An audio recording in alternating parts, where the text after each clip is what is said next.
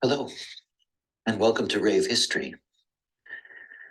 And welcome to a look at the phenomena all around a date, 2012. This date, 2012, is now the kind of number that is going viral on the internet. There are all kinds of people that are suggesting that the world is coming to an end. It is, after all, 2012 that in the Mayan calendar indicates that the calendar itself has reached its completion. There's an awful lot of interpretation going on about what is the significance of 2012, what is the significance of this Mayan calendar and this calendar coming to its end. Well, I have to tell you some rave history first. So let's go back a bit.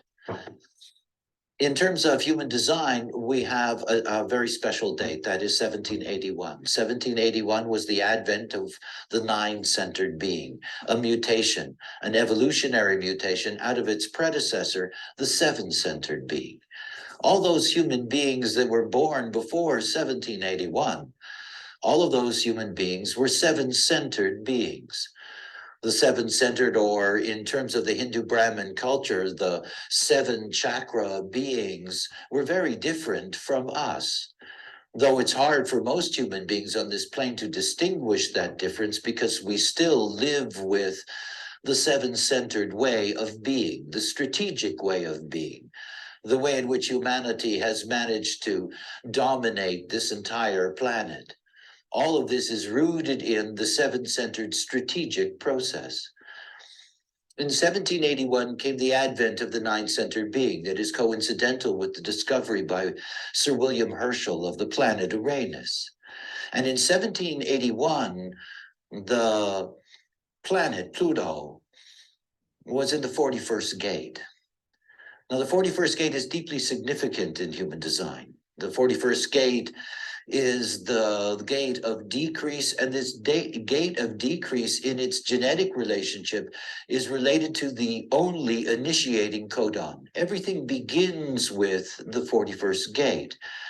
We have in human design a very special stream. It's called the human experiential way.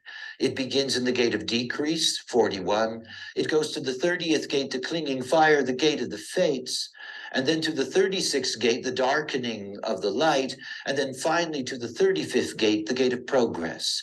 This is the collective, abstract, experiential, human process. Now, we're in a very special interregnum. The advent of the seven-centered being in 1781 and the close of the background cycle that we are in, a cycle that began in 1615 that is going to end in 2027. That is, we are living in a Pluto interregnum. In 1781, Pluto was in the 41st gate. And in 2027, Pluto will return to the 41st gate. In other words, we are living in a very unique, a very special Pluto cycle. 2027 brings the mutation of the solar plex and the beginning of the emergence of raves on this plane, the true nine-centered beings. We are very different from our predecessors. We are not seven-centered, we are nine-centered beings. We are not specifically strategic. We are binary in our nature. We are both strategic and receptive. We are in ourselves an interregnum. We are Homo sapien intransitus. Now, this human experiential way and this interregnum from 1781 to 2027 is ruled by Pluto. And as Pluto marches through each gate, and obviously the Pluto cycle is well over 250 years, so it is quite a process. As Pluto goes through each gate since 1781, what it has been doing is bringing something to an end and opening up the possibility for something new to begin, death and resurrection. The death of the seven-centered way and the new beginning, that is the new rising of a very different way. The Mayan, these were seven-centered beings. I have a great deal of respect for the Mayan calendar. It is a calendar, a very unique calendar of their kind. When I had my experience in 1987, it was coincidental to the first Mayan harmonic convergence, the beginning of this process in the Mayan calendar of leading down to the end. And they are correct, and they are accurate.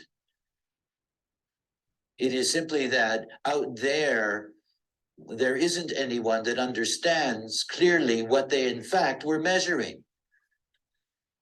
Let's think about this experiential way and the movement of Pluto. As I said, in 1781, Pluto was in the 41st gate. In 1793, Pluto entered into the 30th gate, forming the first definition in that sense of the experiential way. Pluto stepping into each of those gates transforms their process, brings to an end the way in which the dreams of the seven-centered being, could be realized through diversity, begin to end this dream, begin to end the possibilities that made the seven-centered being the king of the heap. In 1815, Pluto entered into the 36th gate, the darkening of the light, this great gate of entering into experience, and not simply just entering into a new experience, but taking somebody else, the collective way, with you. And Pluto entering into the 36th gate turns off that opportunity that had been there for tens of thousands of years for the seven-centered being to find diverse possibilities in this life. The 36th gate is very unusual in terms of its relationship genetically to the codons. It is a gate that asks a very specific question. It is a question that says, is this what life is supposed to be? And for tens of thousands of years, the experiential answer was yes. And in 1815, a whole generation of human beings was born, with Pluto in the 36, bringing a no, the beginning of the no, this is not going to be the way is coming to a close. The final step in that process, Pluto's transit into the 35th gate, 1894. In 1894, the final definition in the experiential way is complete. That the theme of progress, the theme of the expectation of humanity, that those expectations that have been constantly fulfilled through the ongoing progress of this way will then begin to come to an end. Now, there is something very important to think about. It's just numbers.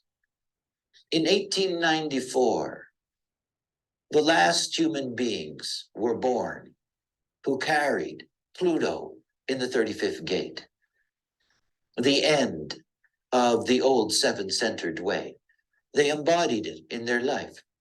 They carried it within them. Now, there is something to understand about the way in which Pluto and Neptune do very unusual things.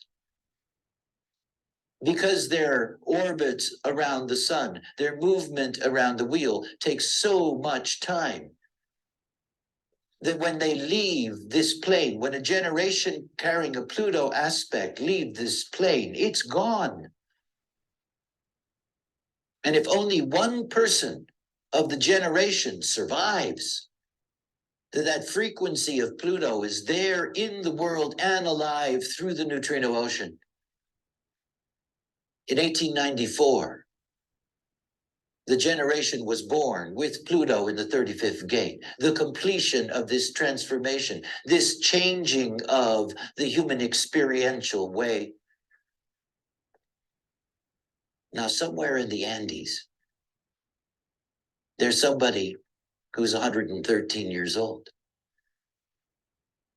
And they're going to live 3 more years. It'll be 2012. And the very last human being to carry the essence of the old way will be gone. It is what that date represents. In essence, it has nothing to do with you and me. That is, you and me who have the opportunity in this life to understand what they are, a nine-centered being, and how it operates, its basic mechanics, and the way to take advantage of that through strategy and authority. But it's deeply significant in understanding the movement that we are in, the great evolutionary sweep that we are a part of. 2012 is indeed a marker, and the Mayans were absolutely correct. Because on that day, in that year, there will be that last being carrying this frequency, and they will indeed disappear and take it with them. A new way is unfolding in front of us. It is not yet clear what it is. It isn't clear because of the nature of Neptune, as it moves along in the same trajectory, impacting the experiential way. Now in the 30th gate, its first return, beginning to dissolve all of these old patterns. We will see in time. But 2012, it's time to say goodbye to the seven-centered being.